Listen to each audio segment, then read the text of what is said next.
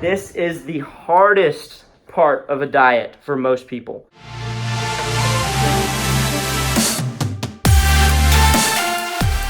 What's going on, guys? It's Tyler with T-Squared Fitness, and today I'm going to be showing you how you can set up a nutrition plan that's personalized just for you without having to go online and sign up on any type of nutrition program. So whenever you're wanting to set up your own personalized nutrition plan, there's a couple different steps that we have to go through. Number one, if you were to go online and you were going to try out a nutrition plan that you bought from someone online, the bad thing about that is that it's pre-made and it may work for a little while. I'm not saying that it won't, but it may work for a little while. But that is a set plan that doesn't necessarily change based on the changes that are going on with you. So you have to keep that in mind, that your body is going to naturally adjust and make adjustments that it needs to. In order to keep the body progressing in the right direction, is we have to throw curveballs at it and make some changes throughout. Okay, so I'm going to show you how to do that today, and let's get started. The first thing that we need to think about whenever we're setting up a nutrition plan is you have to know the goal that you have in mind with your fitness in general. Whenever you're setting up a workout plan or a workout routine, there needs to be a goal to it. You have to choose that goal, and then we have to set up our nutrition plan based on that goal, something that's pointing us to that right direction. Number two, we have to figure out what's going to work with your schedule, because like those other nutrition plans that you can buy online, it's all baseline and it's not specific to you. So making a personalized and very specific nutrition plan, we have to figure out the timing and what's going to work with your schedule, because you're busy and you have work, you have the kids, you have to take care of everything else in your life. So in order for a nutrition plan to work for you, it has to work with your schedule. What I've found to be the best way to set up a timeline for a nutrition plan is to literally get on a piece of paper, or today I'm going to use the whiteboard, write it down. You have to write it down. It makes it a little bit easier, it makes it visual so you can see exactly when you should be eating, and then you can use extra things like your phone timer and stuff like that to remind you need to eat. So what I do with every single one of my clients, whenever they come in and we go through nutrition and we set everything up, we sit down and I ask them, what is a normal day in your life like? What time they wake up in the morning? So let's say we have someone who is going to be waking up at 6. They wake up at 6 a.m. every day. Okay, so they're over here, they're waking up at 6 a.m. Then I ask them what time they normally go to bed. Let's say this person is going to bed at 9 p.m. So they're asleep, they're going to bed at 9 p.m. Within this timeline is whenever we have to get all of our nutrition in. So what we do is we draw this line out here, boom. The other big thing that we want to figure out is whenever they're going to be working out. So let's say that this is going to be the busiest day that they have during the week. They have work, they have to take the kids to school, and they're also going to be working out on this day. So this is a pretty busy day. Let's say this person, they normally work out about 6. They've picked the kids up, they've taken them home, dropped them off, and now they're getting ready to go to the gym, get their workout in so they can get back home and have dinner. Okay, so they're working out at 6. So they're up here. What we need right here, and this is something that a lot of people struggle with. Whenever you first wake up, and especially if you're just now starting your fitness journey and you're starting your nutrition and your exercise and all that stuff, what I normally see is people are not hungry as soon as they wake up. That's telling me that your metabolism has kind of been thrown off because you haven't been doing what the body should naturally be doing, which is being active, having nutrition, having the right nutrition, all that stuff. So what we need to do is we need to kind of kickstart our metabolism, which exercise and physical movement, physical activity is actually going to help do that. But we also need to be applying that into the nutrition, okay? So the way that we can kind of help kickstart it is throwing in a couple things that we normally don't do. So I ask them what time they wake up and then what time they normally eat. And normally a person is going to be eating maybe an hour to 2 hours after they've already been awake. So let's say that this person, their first meal is normally at 8 a.m. Okay, so their first meal is normally at 8 a.m. That's 2 hours after they've been awake. If you think about it, this person has been awake for 2 hours plus however long this person got to sleep, still no food. So let's say they had 8 hours of sleep, and then you add in the 2 hours here, that's 10 hours without eating. Now thinking about that through, if we were to throw that timeline into from 8 a.m. on, so from 8 a.m. to 10 hours later, you're gonna be hungry, okay? So we need to give the body nutrition, we need to give it the things that it needs in order for us to be able to continue our daily activities, okay? So what I recommend doing in order to help kickstart our metabolism to where we start getting nutrition in earlier. That way we have more energy and we're active. We're able to do more things with the kids. We're able to make it all the way through work without being drained completely. What I recommend doing is, the first tip that I have is, if you aren't hungry as soon as you wake up, have something very small. What this small snack is doing is start the process of digestion and turning food into nutrients that we can use throughout the day. So we're adding this in here. So somewhere within 30 minutes to maybe an hour after you've been awake. Okay, so somewhere in here we're gonna add in this snack. This snack is going to help us get the day started, okay? Now, what should that snack be? Now we're gonna get into the specifics of the nutrition and really what your goal is gonna be geared toward. This person, let's say that we have someone who is looking to lose weight and tighten and tone, okay? So weight loss and tightening and toning. So the meals that we put together for this person are gonna be geared towards their goals, which is gonna be losing some fat and building a little bit of muscle to replace the fat that we're losing, okay? So this snack right here, what that needs to look like, we're gonna use a meal planning template. Now what this does, this allows you to create meals that are geared towards your goal. Okay, so it's not a set aside, you have to eat this and this for breakfast, and then you have to eat this and this for lunch, and then you have to eat this and this and dinner. It tells you what types of foods that you need to be having at those times in order for you to be reaching your goal, but you get to pick the foods that you're eating, which is the mind-blowing thing that nobody would have ever thought of. This is gonna be our snack diagram here. We're gonna have energy foods in this small portion here, and then we're gonna have protein foods here, okay? Now, explaining this diagram to you, anytime that you see protein in one of these diagrams, I always want you to think a fist-size amount of whatever type of food it is, fist-size amount. So, if we have this diagram here that has 75% of it is protein, it's fist-size amount. So if we were to look at another diagram and it was identical looking to this one, but it was swapped, we had protein here, we had energy foods here, how much protein will we be having? It's always fist amount. No matter what the sizing is on the chart, whenever you see protein, it's always going to be a fist size amount. What that allows us to do is just to determine how much of the other foods in the chart that we need, okay? So we have a fist size amount here in this 25% area, and then we have a fist size amount here in the 75% area in this other chart, okay? So that allows us to figure out these other sections, okay? So we have fist size amount of protein in this one, which would mean that we're gonna have a lot more energy foods than proteins here. So it would be greater than fist size, about a fist and a half size, which that's not measured out food, so you don't get your scale out and measure out 16 ounces or whatever it is.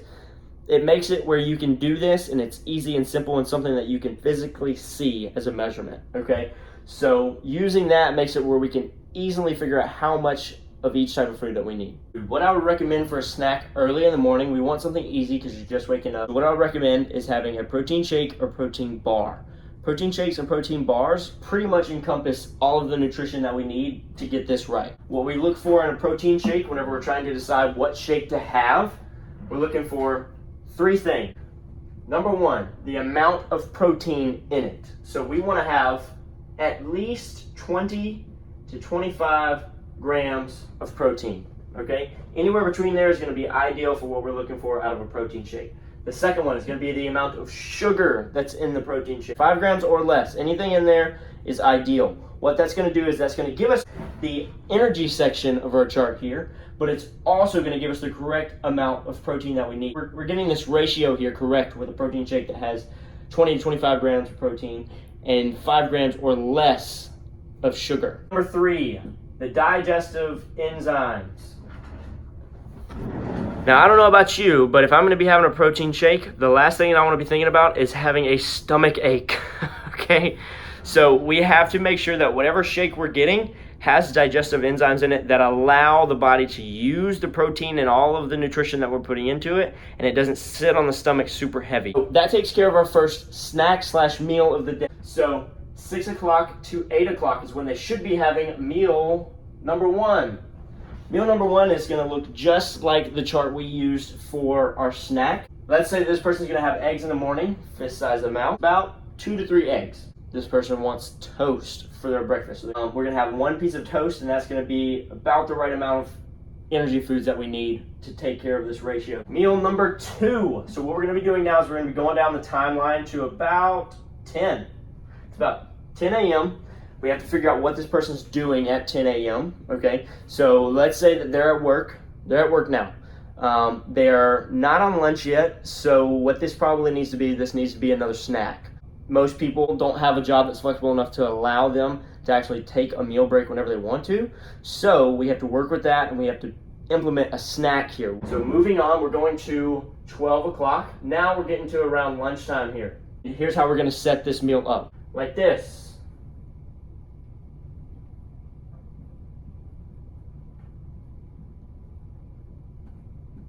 We've added in a magical new section to our meals. The vegetables. So we figure out our protein. Let's say they want chicken. So they're having fist size amount of chicken. Boom. Takes care of our protein there. Fist size amount. Awesome. Moving on to energy foods, we're going to have a little bit less of the energy foods compared to how much protein we're having. So what we're going to do is we're going to figure out the energy foods that we want. So this person is going to have chicken, and then they also are going to be having a sweet potato. Okay, so that will take care of our energy foods here. We're having sweet potato. They're going to be having less than a fist size amount. Now we're moving on to vegetables. If you look at the size of the vegetable section in this meal, it's going to be a lot more than the other two. Okay, it's about the same amount as what we're having for the other two, just in vegetables. Vegetables have good nutrients and things like that that help the body do natural functions and things like that, but also we're gonna use it to our advantage as a filler. So moving on, let's say that this person has an extended amount of time before they're able to even get a snack in, because work has them doing stuff and they're not able to get a snack in until 3 hours later instead of 2. So moving on to 3 o'clock here. It's 3 o'clock in the afternoon. What we're going to do now is we're going to try to get that snack in. Now, we want this to be a light snack because we are moving closer towards our workout. And we will have a snack that is a pre-workout snack that's geared towards giving you energy right here before. So we're having 3 o'clock, a light snack, something like peanuts or almonds or something like that. Just something small that you can snack on. And then we're going to have our pre-workout. Then we're going to have our pre-workout snack, which is going to be right here at about 5. So an hour before they're supposed to go work out. They're having their pre-workout snack. What that does is that gives them the energy they need, but it also gives them time for the body to digest that food before you go work out. Now, the reason why we're doing this is because we are going into the hardest, most draining part of the day, or it should be the hardest and most draining part of the day. So we need protein so our muscles are able to handle the workout. And we need energy food because we're about to go burn a lot of calories and use a lot of the energy that we have in our body. Post-workout. So let's say this person works out for 30 minutes, and then they do 30 minutes of cardio. Immediately after the workout, have your shake. The reason why we need to have this shake immediately after a workout is because there is a window of about 30 minutes there that's going to allow the body to absorb and use that protein very, very fast, especially if we have a shake that encompasses all 3 of these things that we talked about earlier. Your body is starving for protein immediately after a workout, and you need to give it to it. Then, moving on between 7 and 9. So anywhere in this time frame, we're going to be having our last chart of a meal. We have our protein, and then we have vegetables. We are missing one thing that we've had in all the other meals. Energy foods. The reason we don't have energy foods is because you don't need energy to go to sleep. This is the hardest part of a diet for most people. Whenever people saying you should stop eating at a certain time, I say that's not necessarily true, just because normally what we want to have at late at night, once we're done with our day, normally what our body's going to be geared towards is going towards the sugar and the energy foods and the carbs and things like that, which we don't want to do that because number 1, you don't need energy to go to sleep. And number 2, what your body does with that food, that energy food, those carbs, if you don't use it, your body will store it as fat, okay? You're not going to burn it off because you're going to sleep and your body's not using it. So what we need to do is we need to use this graph right here, and we need protein and vegetables, fist-sized amounts of both. This person wants to lose weight and tighten and tone. Okay, so in order for your body to lose weight, we need to be cutting out the most amount of carbs that we can. So throughout the day, we've been having our carbs and our energy foods and things like that. Now, at the end of the day, whenever we're not going to burn it off, because throughout the day, we'll burn off that stuff. We'll burn off a large majority of it. Now, at the end of the day, whenever you're about to go to bed, if you go to bed with the carbs, you're not going to burn it, so that's going to do the opposite of what our goal is here, okay? So we need to keep that in mind, that we're focusing on a goal of losing weight. Easy, and you can change those foods. These are not the foods that you have to make this work. These are just foods that I've used off the top of my head. Look up protein foods, look up vegetable foods, look up carbs, look up fats. Those are your energy foods. Look up foods like that, create a list for each one of the categories, and just go through and pick foods out of those that go into each category and have the ones that you like in the meals. Just make sure you're having the right amounts of them. If you can get all of this stuff down, this is how you set up a specialized nutrition plan that fits your daily life. I hope this has helped. I hope this is something that you can use and that you can help go towards your fitness goals. If this is helpful, please let me know. I would love to answer any questions or anything about this that you have. Don't just sit there. Use this and make some changes in your daggum life. Go kick some butt, go get a good workout in, and then have your protein shake right after.